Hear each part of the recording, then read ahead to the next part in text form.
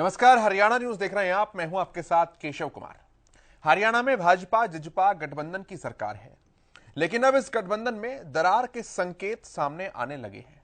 एक तरफ इसी महीने की शुरुआत में भाजपा के राष्ट्रीय अध्यक्ष जेपी नड्डा ने दोनों पार्टियों के गठबंधन को आगे बढ़ाने पर चर्चा की, तो वहीं दोनों ही पार्टियों में लगातार उठापटक भी देखने को मिल रही है। आज जननायक जनता पार्टी यानी जेजेपी के सैकड़ों कार्यकर्ता भाजपा में शामिल होने जा रहे हैं। इससे पहले भी प्रदेश भर से ऐसी खबरें सामने आ चुकी हैं जब भाजपा के नेता जेजेपी में और जेजेपी के नेता भाजपा में शामिल हुए हों। अब ऐसे में बड़ा सवाल है कि अब 2024 की चुनावी तैयारियों के बीच राज्य में आदमपुर उपचुनाव और पंचायत चुनाव भी सर पर हैं। ऐसे में कार्यकर्ताओं और पदाधिकारियों का पाला बदलना कहीं गठबंधन में दरार तो नहीं पैदा कर देगा, या इसका संकेत कुछ और है। आज हम इसी मुद्दे पर चर्चा करेंगे।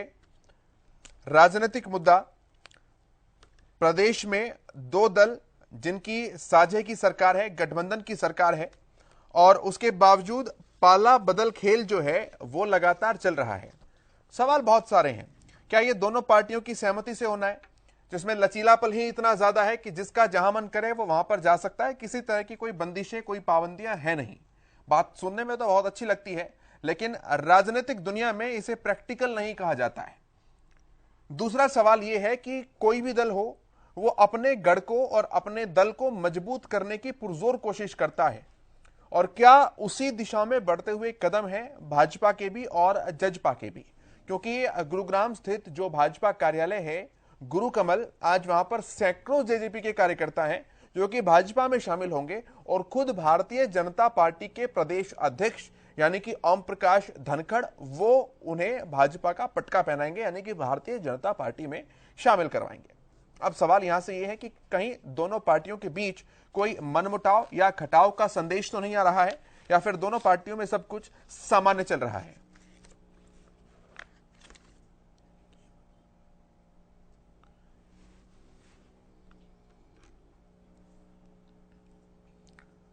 प्रोफेसर विधु रावल जी हमारे साथ हैं, भारतीय जनता पार्टी के प्रवक्ता हैं। बहुत स्वागत है प्रोफेसर साहब आपका हरियाणा न्यूज पर। सबसे पहला सवाल, ये सामान्य प्रक्रिया है, इधर से उधर उधर से इधर जाना, या फिर कुछ संदेश समझ सकते हैं इसे?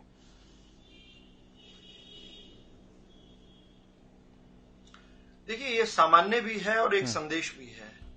सामान्य इस रूप में है कि भारतीय जनता पार्टी का जिस प्रकार से कुनबा दिन ब दिन बढ़ता जा रहा है, राष्ट्रवादी विचार के साथ सभी लोग जुड़ते जा रहे हैं, उस नाते ये एक सामान्य जो है एक प्रक्रिया है। और विशेष इस रूप से है, ये संदेश इसमें इस बात का है कि पिछले कुछ सालों में, कुछ वर्षों में जिस प्रकार से राष्ट्रवाद के प्रति लोगों में, आम जनमानस में, और आम जनमानस के साथ साथ जो राजनीतिक पार्टियां हैं उनमें भी, उनके कार्यकर्ताओं में भी जिस प्रकार से एक नए प्रकार का आकर्षण पैदा हुआ है, वो जरूर निश्चित तौर पर जो है वो एक संकेत है। सभी राजनीतिक पार्टियां अब धीरे धीरे जो है राष्ट्रवाद की बात करने लगी हैं, लेकिन क्योंकि लंबे समय तक राष्ट्रवाद की राजनीति की अलग जगह रखने का भारतीय जनता पार्टी के पास श्रेय है, इस नाते से बहुत सारे जो कार्यकर्ता हैं वो मानते हैं कि भारतीय जनता पार्टी के रथ पर सवार होकर वो भारत उदय की इस यात्रा में ज्यादा बेहतर तरीके से कर सकते हैं। इसमें कोई किसी प्रकार का कोई द्वेष भाव नहीं है, किसी प्रकार की कोई विवाद भी नहीं है। ये तो अपना किसी भी राजनीतिक कार्यकर्ता वो किस रूप में खुद को देखता है। राजनीतिक पार्टियां जो मिलती जुलती विचारधारा की भी हैं, या राजनीतिक पार्टियां जो प्रतिपक्षी विचारधारा की हैं, इनमें भी अलग अलग जो है अगर कोई जा रहा है तो विचारधारा से जुड़ना तो बहुत अच्छी बात है। अन्य अन्य लोग जुड़ते हैं। पिछले कुछ दिनों से यह चलन जो है भारतीय जनता पार्टी के पक्ष में हुआ है। एक समय दीपक के निशान और आज कमल के निशान के साथ आज हम भारत उदय की जो यात्रा कर रहे हैं, व्यक्ति से व्यक्ति, व्यक्ति से समाज और समाज से राष्ट्र किस प्रकार से निर्माण हो, पुनर्निर्माण हो। निर्माण तो इस राष्ट्र का बहुत पुराने समय से हुआ है। तो उस यात्रा को हम जिस प्रकार से कर रहे हैं, मुझे लगता है बहुत सारे लोग जो हैं, हमारी साथी सहयोगी पार्टियों के भी लोगों को ऐसा लगता है कि भारतीय जनता पार्टी में उनका बेहतर भविष्य है।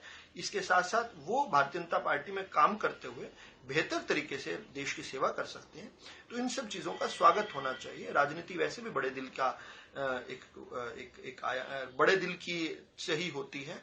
छोटे मन से कोई बड़ा नहीं होता और टूटे मन से कोई खड़ा नहीं होता। श्रद्धेय अटल जी की ये लाइनें हैं। तो इस नाते से मुझे लगता है इसको सामान्य भी देखना चाहिए और इसको एक संदेश के रूप में भी देखना चाहिए। शर्मा जी भी हमारे साथ जुड़ चुके हैं, राजनीतिक विश्लेषक हैं, और हमारे गुरुग्राम से संवाददाता संजय राठौर भी जुड़ चुके हैं, जो कि गुरु कमल पर ही इस वक्त मौजूद हैं। संजय, क्या कुछ कार्यक्रम है, कब रहने वाला है, पहुंचने का सिलसिला लोगों का शुरू हो चुका है या नहीं, धनखड़ साहब कब तक पहुंच रहे हैं, बताइए थोड़ा जानकारियों के बारे में।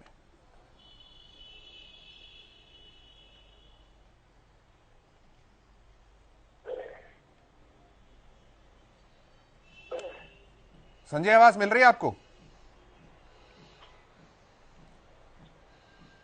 मुझे लगता है कोई कम्युनिकेशन एरर है, अभी उसे दुरुस्त कर दें, वापस आऊंगा। रणवीर जी, मैं आपके पास आ रहा हूं तब तक। ये रावल साहब बता रहे हैं, प्रोफेसर साहब, कि ये सामान्य है, पार्टी इधर से उधर, उधर से इधर कोई भी आ जा सकता है, किसी तरह की कोई पाबंदियां किसी के लिए नहीं होती, और भाजपा की तरफ अगर किसी का रुझान बढ़ रहा है तो इसमें कोई बुरी बात नहीं है। बिल्कुल सही बात है, राजनीति में इसे कोई मतलब एबनॉर्मल चीज नहीं कहा जा सकता, लेकिन एबनॉर्मल तब हो जाती है जब साझे की सरकार हो, एक सरकार हो, तकरीबन एक विचारधारा हो और एक ट्रैक पर चल रहे हैं, और उसके बाद इस तरह की चीजें सामने आए तो फिर आगे के कयास लगने शुरू हो जाते हैं कि क्या सब कुछ ठीक चल रहा है या फिर नहीं। शर्मा जी। रावल साहब हमारे बड़े विद्वान साथी हैं और एक प्रवक्ता के नाते बीजेपी का उनको ऐसा ही संदेश देना चाहिए कि ये बड़ी सामान्य सी प्रक्रिया है और राष्ट्रवाद के संदेश के साथ लोग जुड़ रहे हैं। उनकी बात अपने जो प्रवक्ता के तौर पे वो सही है, लेकिन एक राजनीतिक विश्लेषण के मुताबिक जो आप मुझे ड्यूटी दे रहे हैं उस पे मैं 3 बातें रावल जी से करूंगा। नंबर 1, ये सामान्य नहीं, बहुत ही असामान्य घटना हो रही है। यूं तो पार्टियों में आना जाना लगा रहता है, लेकिन जो पार्टनर हो गठबंधन में वो एक असामान्य प्रक्रिया है। राष्ट्रवाद का संदेश उनका बहुत बढ़िया है कि राष्ट्र के प्रति हर एक की वफादारी होनी चाहिए और वो होती भी है, लेकिन क्योंकि इनकी पार्टी से गठबंधन है और उस गठबंधन के पार्टनर वो 2 एमएलए के साथ हैं, और अगर वो ये समझेंगे कि हमारी पीठ में छुरा मारा जा रहा है तो ये घटना बहुत ही असामान्य हो जाएगी और जो नीचे कार्यकर्ता लेवल तक संदेश बहुत ही सही नहीं जाएगा। छोटा कार्यकर्ता से लेके बड़े कार्यकर्ता, अभी अगर आप जेजेपी के कार्यप्रवक्ता होते या बोलते तो वो क्या क्या बातें बोलते कि हमारी पीठ में छुरा मार दिया है, हमारे साथ ये किया है, हमारे साथ वो किया, वगैरह वगैरह जो है, वो उसको सामान्य घटना नहीं मानते। तो राहुल जी को ये बात माननी पड़ेगी आपके माध्यम से कि उनके लिए क्या उनकी पार्टी के लोगों से पूछा गया कि कुछ आदमी हमारे पास ज्वाइन कर रहे हैं, क्या उनकी वफादारी उनकी पार्टी के लिए कितनी है वो चेक किया गया? क्या जो आदमी आ रहे हैं उनकी राजनीतिक भविष्य क्या होगा? क्या इन्होंने चेक किया कि ये ओवर एम्बिशियस लड़के जो अपनों को धोखा दे सकते हैं वो क्या आपको धोखा नहीं देंगे? तो ये 5-7 जरूरी पॉइंट है जो हर पार्टी को किसी को लेने से पहले सोचना बहुत जरूरी है। ठीक है, मैं जवाब लूंगा आपका इन सवालों का, लेकिन संजय के पास मैं उससे पहले आ रहा हूं। संजय, थोड़ा सा कार्यक्रम के बारे में बता दीजिए, क्या कुछ आज वहां पर चल रहा है? धनखड़ साहब कब तक पहुंचेंगे?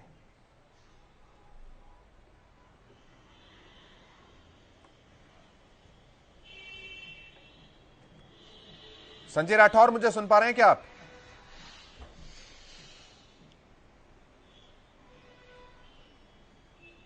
संजय तक आवाज नहीं पहुंच रही है। मैं आपके पास आता हूं रावल साहब।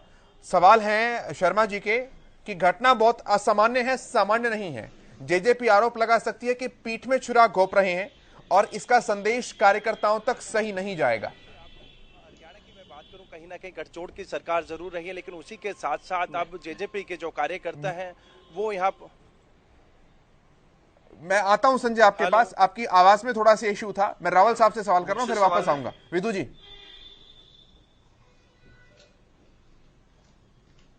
देखिए, पीठ में छुरा खोपने का तो सवाल नहीं पैदा होता। किसी का किसी विचारधारा के प्रति झुकाव होना तो ये एक सामान्य जो है प्रक्रिया है और सामान्य स्थिति है। एक समय सारा देश जो है जिस प्रकार अहिंसा का जो एक आंदोलन चल रहा था, स्वतंत्रता का आंदोलन, वो कांग्रेस के नेतृत्व में लड़ रहा था। बाद में उसी स्वतंत्रता से पहले भी और स्वतंत्रता के बाद भी बहुत सारे लोगों ने कांग्रेस छोड़कर अपने अपने दल बनाए विचार में भिन्नता को लेकर। ये ठीक है कि हमारा गठबंधन है, सरकार में हम कॉमन मिनिमम प्रोग्राम, बल्कि मैं तो कहूंगा कलेक्टिव मैक्सिमम प्रोग्राम के तहत चल रहे हैं, ये बिल्कुल ठीक है। लेकिन वैचारिक तौर पर उनका भी एक अपना विचार निश्चित तौर पर होगा, हमारा भी एक विचार है, और हमारा विचार है भारत को परम वैभवता के शिखर पर पहुंचाना। हमारे कुछ आचरण है, हमारा आचरण अनुशासन का है, मर्यादा का है, राष्ट्रवाद का हमारा विचार है, अंत्योदय का हमारा जो एक विचार है, पंक्ति में खड़े अंतिम व्यक्ति का उदय जब होगा तो राष्ट्र का उदय होगा। और जिस प्रकार गरीब कल्याण गरीब उत्थान को लेकर हमारी सरकारें समर्पित है, इससे प्रभावित होकर अगर कोई भी किसी भी पार्टी से भारतीय जनता पार्टी में आता है तो भारतीय जनता पार्टी किसी के पीठ पे नहीं छुरा खोप रही, ना ही कार्यकर्ता खोप रहे हैं। अगर भारतीय जनता पार्टी से भी कोई श्रेष्ठ विचार किसी को मिलता है और वो भारतीय जनता पार्टी को छोड़कर उस दल में जाता है तो भारतीय जनता पार्टी के पीठ में नहीं छुरा खोप रहा।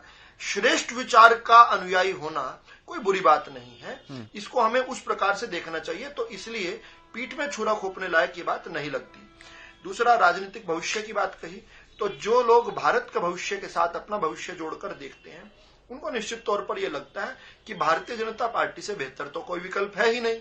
हम किसी को ल्योर कर नहीं लेकर आए, हम किसी को कोई बड़े लालच देकर नहीं लेकर आए हैं। कोई अपने आप स्वतः भारतीय जनता पार्टी के इस बड़े परिवार में शामिल होना चाहता है। भारतीय जनता पार्टी जो दुनिया की सबसे बड़ी पार्टी है, जो भारत की सबसे बड़ी पार्टी है, जो हरियाणा की सबसे बड़ी पार्टी है, जो गुरुग्राम की भी सबसे बड़ी पार्टी है, उसमें अगर इतने बड़े कुनबे में इतने बड़े विचार, इतने महान और श्रेष्ठ पंडित दीनदयाल उपाध्याय, डॉक्टर श्यामा प्रसाद मुखर्जी के विचार के साथ कोई जुड़ना चाहता है तो बहुत अच्छी बात है, इसका स्वागत चहुं ओर होना चाहिए। ये भारत के उदय की यात्रा में कोई शामिल होना चाहता है भारतीय जनता पार्टी के माध्यम से, उसका होना चाहिए। अन्य लोग भी, भारतीय जनता पार्टी से बाहर भी जो लोग काम कर रहे हैं, देश के लिए काम कर रहे हैं, उनके प्रति भी हमारा बहुत सम्मान है।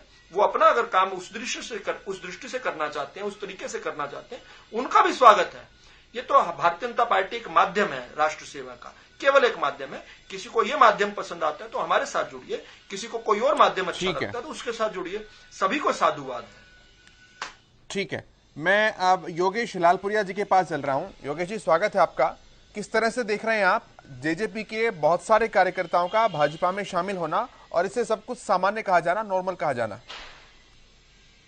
देखिए, जहाँ तक राजनीतिक तौर पर पार्टी में एक दूसरी जगह जाना, संगठन से निकल के दूसरे संगठन में जाके काम करने की सोच बनाना, ये मैं समझता हूँ जब कहीं ना कहीं किसी कार्यकर्ता को अपने किसी स्वार्थ के वशीभूत होकर कहीं कुछ ऐसा लगने लगता है कि मेरे अपने स्वार्थ शायद यहाँ पूरे नहीं हो रहे हैं, कहीं दूसरी जगह जाके शायद वो स्वार्थ मेरे पूरे हो जाएं, उस परिस्थिति में ऐसा मानस लोग बनाते हैं। और मैं तो ये कहना चाहूँगा कि इतने लंबे समय तक जो लोग किसी गठबंधन पार्टी के साथ, संगठन के साथ खड़े रहे हों, जुड़े रहे हों, और वो अचानक से अगर ऐसी सोच रखें 15 साल 20 साल जब आप विपक्ष में पार्टी के साथ काम करते रहे, तो आज कहीं ना कहीं यही स्थिति पैदा होती है कि सरकार होने के नाते आपको कहीं ऐसा लग रहा हो कि मेरे कुछ स्वार्थ हैं, मेरे निजी, जो पूरे होने चाहिए। तो सरकार में तो आप लोग भी हैं सर।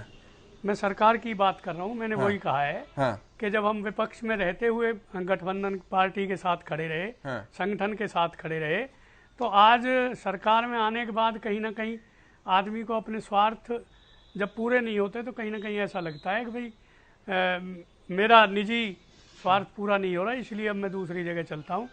अदरवाइज तो ऐसी कोई बात और तो हमें हमारे नेता की तरफ से, नियत की पार्टी की तरफ से कहीं भी कुछ ऐसा दिखाई नहीं देता। दुष्यंत जी नहीं, बात इसलिए ज्यादा उठ रही है क्योंकि ऐसा देखने में बहुत कम मिलता है कि जिन साझे दो दलों की सरकार हो वहीं इधर से उधर जाने की प्रक्रिया चल रही हो। नहीं, सरकार, हमारा जो गठबंधन सरकार हमारे जननायक जनता पार्टी के विधायकों का है, सरकार के साथ गठबंधन है हमारा। कहीं भी आज तक भारतीय जनता पार्टी या जननायक जनता पार्टी के संगठन ने कोई मंच आज तक अपना साझा नहीं किया है। ये आप भी सारा हरियाणा प्रदेश देख रहा है, भारतवर्ष देखता है।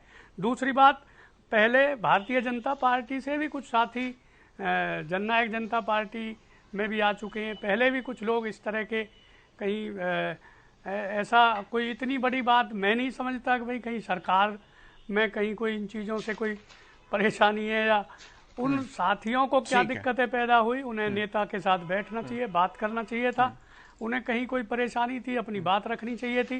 दुष्यंत जी जैसा नेता मैं समझ सकता हूं कि जो रात के 10-10 बजे 11-11 बजे तक, एक दिन में चंडीगढ़ कोठी पे था, लाइट बाई चांस नहीं थी, टेलीफोन की लाइट जला के जो लोगों की पर्चियां ले रहे थे, जो एप्लीकेशन ले रहे थे और उनको साथ के साथ काम को निपटा रहे थे। इस तरह के नेता से भी अगर किसी को कोई परेशानी होती है तो मैं बिल्कुल यही कहूंगा कि उनका कहीं ना कहीं कोई निजी स्वार्थ पूरा नहीं हुआ, निजी स्वार्थ जिस वजह से। संजय राठौर हमारे संवाददाता हैं, गुरु कमल गुरुग्राम में मौजूद हैं। संजय, बताइए जानकारियां। जी बिल्कुल पेशव, मैं बताना चाहूंगा अब से कुछ ही देर में प्रदेश अध्यक्ष भाजपा ओपी धनखड़ यहाँ पहुंचेंगे और जेजेपी के सैकड़ों जो कार्यकर्ता हैं आज बीजेपी का दामन थामने जा रहे हैं। तो ऐसे में कहीं ना कहीं एक बड़ी बात है, गठजोड़ की हरियाणा में सरकार चल रही है, साझी सरकार है, लेकिन जो जिनका समर्थन है उन्हीं के कार्यकर्ता बीजेपी में शामिल हो रहे हैं। तो कहीं ना कहीं अब जेजेपी को एक बड़ा झटका जरूर लग रहा है। गुरुग्राम की खासतौर पर मैं बात करूं, चाहे हम नगर निगम चुनाव की बात करें या फिर निकाय चुनाव नजदीक है, इससे भी इसको जोड़ा जा सकता है कि कहीं ना कहीं अब कई जो जेजेपी के कार्यकर्ता उनसे बात की तो उनका साफ तौर पर यही कहना था कि जो जेजेपी की कार्य प्रणाली है तो कहीं ना कहीं वो संतुष्ट उनसे नजर नहीं आ रहे हैं। कहने के लिए वो विपक्ष में बैठे हैं और सरकार में उनका हिस्सा जरूर है, लेकिन कहीं ना कहीं जो कार्यकर्ता हैं उनके जो कार्य हैं वो उनसे वंचित है। और इसी के चलते अब उन्होंने प्रधानमंत्री नरेंद्र मोदी की भाजपा सरकार में कहीं ना कहीं अपनी आस्था दिखाई। और इस समय मैं मौजूद हूँ, तमाम जो गुरु कमल ऑफिस भाजपा के और तमाम जो कार्यकर्ता है जेजेपी के वो यहाँ पहुंच रहे हैं। तो ऐसे में कहीं ना कहीं आप अंदाजा लगा सकते हैं कि जिस तरीके से आज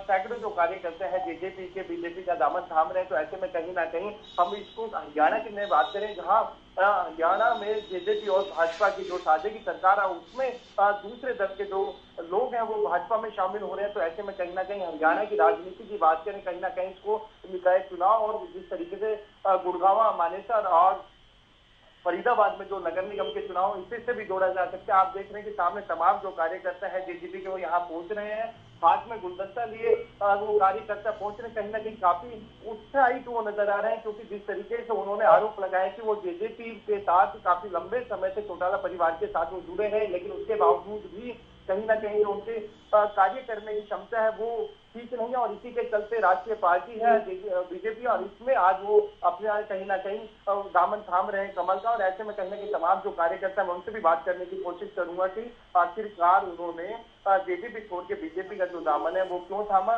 बीजेपी के वरिष्ठ जो नेता है वो भी यहाँ मौजूद है, मैं उनसे भी बात करने की कोशिश करूंगा। कमल जी, आज तमाम जो कार्यकर्ता है जेजेपी के आपकी भाजपा पार्टी में है, क्या कहना चाहिए? निश्चित रूप से आज आप देख रहे हैं कि भारतीय जनता पार्टी से भाई महेश चौहान जी, जेजेपी से महेश चौहान जी और पूरी टीम की भारतीय जनता पार्टी ज्वाइन कर रही है और हम कुछ नहीं कर पाएंगे। प्रदेश में गठजोड़ की सरकार है, साझी सरकार है, उसके बावजूद जो जेजेपी के कार्यकर्ता है बीजेपी में अपनी आस्था नजर है, क्योंकि सरकार का हिस्सा है, वो भी सरकार का हिस्सा है, बिल्कुल है, और हमारा गठबंधन भी है और अभी गठबंधन बहुत अच्छी तरह चल भी रहा है, इसमें कोई क्षमता नहीं है। लेकिन भारतीय जनता पार्टी में किसी की आस्था है तो पार्टी निकाय चुनाव और नगर निगम चुनाव चल रहा है, क्या इससे कहीं ना कहीं लाभ लेने के लिए भारतीय जनता पार्टी परिवार है, बहुत बड़ा परिवार। तो भारतीय जनता पार्टी कोई भी अच्छा व्यक्ति भारतीय जनता पार्टी ज्वाइन करते हैं चाहे। हाँ, तो बिल्कुल भाजपा में तमाम जो कार्यकर्ताओं का स्वागत है। महेश जी, चौटाला परिवार के नजदीक माने जाते थे, 26 साल आप उस पार्टी में जुड़े रहे चौटाला परिवार के साथ, क्या कारण था जो आज बीजेपी का दामन था? राष्ट्रीय पार्टी है, राष्ट्रवाद के उत्पन्न माननीय मोदी जी की नीतियों से और अपने माननीय मुख्यमंत्री जी के शासन से, अपने प्रदेश अध्यक्ष जी की कार्यशैली के प्रभाव से राष्ट्रीय पार्टी को कहीं ना कहीं छुपा नजर आ रहे हैं तमाम कार्यकर्ता है, वो कह रहे हैं कि जो दिल्ली की नीति है कहीं ना कहीं उनसे वो संतुष्ट नजर नहीं आ रहा। ये तो होता ही है, जब कोई भी पार्टी नहीं छोड़ते हैं तो इस प्रकार की बात कहती है, ऐसी कोई बात नहीं है। हमारा है सारे साथी है, जितने भी 250 के आसपास लोग हैं सारे खुश हैं, ऐसी बात बीच में हाल ही में हम बात करें, कहीं ना कहीं हम नगर निगम चुनाव और निकाय चुनाव में क्या उसका लाभ लेने के लिए ये तमाम जो कार्यकर्ता हैं, मैंने कभी ना तो लाभ लेने की सोची और ना ही कभी लाभ लेने की मैंने बगैर शर्त के हम पार्टी ज्वाइन करें, नरेंद्र भाई मोदी जी की नीतियों को देखते हुए पार्टी ज्वाइन करें, हमारा नगर निगम और नगर ठीक है संजय, पार्टी की मदद करेंगे। जो ड्यूटी अब आज के बाद में बीजेपी पार्टी लगाएगी, 56 घंटे मदद करेंगे। कहीं ना कहीं जेजेपी को इसको नुकसान खामियाजा भुगतनी। मैं नहीं कह सकता नुकसान है फायदा, इस बारे में मैं नहीं कह सकता नुकसान है फायदा, इस बारे में मैं क्या कह सकता हूँ। मैं जब तक वहाँ था उस पार्टी में, मैंने वहाँ भी तन मन धन से काम करा, चाहे मेरी ड्यूटी उन्होंने महेंद्रगढ़ लगाई, रेवाड़ी लगाई, भिवाड़ी लगाई, रोहतक लगाई, आदमपुर लगाई, हिसार लगाई, नलवा लगाई, जहाँ जहाँ भी मेरी ड्यूटियाँ लगाई है मैंने उनका जो भी मेरी जिम्मेवारी लगाई है मैंने अच्छे तरीके से उनको काम करने का काम किया है। हाँ, तो बिल्कुल कहीं ना कहीं केशव, जिस तरीके से अब जेजेपी के करीबन 300 कार्यकर्ता आज बीजेपी में शामिल हो रहे हैं, तो कहीं ना कहीं ग्राउंड की बात करें, गुरुग्राम के खासतौर पे कहीं ना कहीं जेजेपी को एक बड़ा झटका जरूर लगा है, क्योंकि जिस तरीके से महेश चौहान की बात करें, करीबन 26 साल से चौटाला परिवार के नजदीकी रहे, उप मुख्यमंत्री के कोऑर्डिनेटर हैं, तो ऐसे में कहीं ना कहीं एक बड़ा झटका है, क्योंकि जिस तरीके से अब से कुछ ही देर में ये भाजपा में शामिल होंगे। जी, मैं आऊंगा आपके पास। रावल साहब, 300 कार्यकर्ता हैं और एक तारीख है, एक समय है, एक छत है जिसके नीचे शामिल होंगे, तो इसका मतलब पूरी तैयारियां तो की गई थी। दूसरा सवाल, अगर छोटे कार्यकर्ताओं का पाला बदल, कहीं ऐसा तो नहीं कि बड़े नेताओं के और खुद दोनों पार्टियों के बीच में दरार पैदा कर देगा?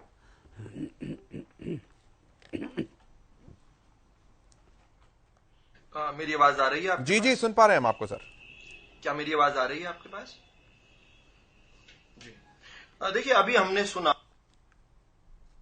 रहे हैं दुष्यंत जी के, यानी सत्ता में तो ओएसडी थे, तो माननीय उप मुख्यमंत्री जी के ओएसडी रहे हैं। उन्होंने अभी कहा कि हम राष्ट्रवाद के विचार के साथ जुड़ने के लिए आए हैं। उन्होंने कहा कि हम बिना शर्त के जुड़ने के लिए आए हैं, हमने कोई कंडीशंस नहीं लगाई और हम बिना किसी लालच के आए हैं। हमने कुछ इस प्रकार का लालच नहीं रखा कि हमें कोई दायित्व मिले। हम जिस पार्टी में पहले काम कर रहे थे वहां पर भी हम कर्मठ कार्यकर्ता रहे हैं। बताया उन्होंने, रेवाड़ी से लेकर महेंद्रगढ़ अन्य स्थान बताए। और अब उन्होंने कहा कि हम राष्ट्रवाद का विचार जो है हमें आकर्षित करता है, इसलिए हम जुड़ रहे हैं। तो किसी का ये कहना कि जी स्वार्थ से वशीभूत होकर आए हैं, कहा तो ये भी जा सकता है कि शायद स्वार्थ को छोड़कर आए हूं, अब तक व्यक्तिगत स्वार्थ में शायद जुड़े रहे हों, शायद, मैं कह रहा हूं, एक कयास लगा रहा हूं। हो सकता है कि अब उनको जो एक बड़ा स्वार्थ जो है राष्ट्र का उदय, राष्ट्र की उस उदय यात्रा में वो जुड़ने के लिए सक्रिय तौर पर जुड़ रहे हैं। लेकिन इससे भी एक बेहतर बात यह है कि हम बार बार ये बात कहते हैं कि मूल क्या है?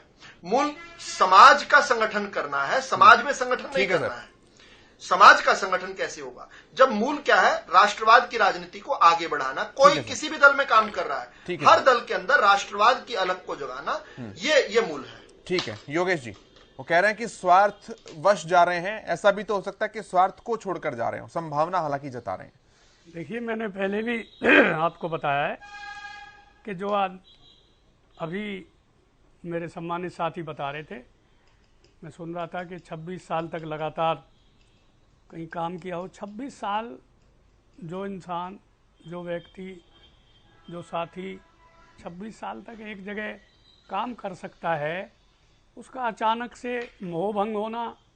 मैं पुनः उसी बात पे आता हूँ कि 26 साल में 2005 के बाद और 2022 तक 15 साल आप लगातार विपक्ष में काम करते रहे, विपक्ष में पार्टी को मजबूत करते रहे और उस परिवार के साथ आपके काफ़ी अच्छे रिश्ते बताए जा रहे हैं। लेकिन आप आज ऐसे 2 साल या 2.5 साल बाद ऐसी क्या दिक्कतें 3 साल में आनी शुरू हुई, तो मैं समझ सकता हूं कि कोई दूसरा कारण शायद नहीं हो सकता कि सरकार में शामिल जननायक जनता पार्टी, हम आज सरकार में शामिल हैं और सरकार में अगर शामिल हैं तो आपकी कई उपेक्षाएं बढ़ी, उपेक्षाएं बढ़ गई, आपकी कई इच्छाएं बढ़ी, कहीं ना कहीं। ठीक है शर्मा जी, ये छोटे छोटे जो पाले बदल हैं, कहीं ऐसा तो नहीं है कि बड़ी दरार पैदा कर सकते हैं आने वाले समय में? नहीं, ऐसा देखिए, मैं पहले मैं आ रहा हूं सर, समय की थोड़ी सी कमी है। भारतीय जनता पार्टी के भी योगेश साथी। योगेश जी रुकिए। हाँ हेलो, हाँ शर्मा जी बोलिए। केशव जी, आप बिल्कुल सही कह रहे हैं। ये दरार छोटी नहीं है, ये बहुत बड़ी दरार बनने जा रही है और दोनों सरकारों के लिए वेकअप कॉल है। Remember my word, these are wake up call for both this party. चाहे वो पार्टी जेजेपी से वेकअप कॉल है ये। अगर इन्होंने इस सिस्टम को नहीं रोका, क्योंकि अपनी जेजेपी वाले इनको गद्दार बोलेंगे और बीजेपी वाले इनको जो स्वीकार करेंगे तो ये कहीं जयचंद की भूमिका में आएंगे। ठीक है। और स्वार्थ की जो भूमिका है, इसलिए ये गठबंधन ना टूट जाए। आज से वेकअप कॉल है दोनों के लिए। ठीक है सर। रावल साहब केवल 10 सेकंड, केवल 10 सेकंड है।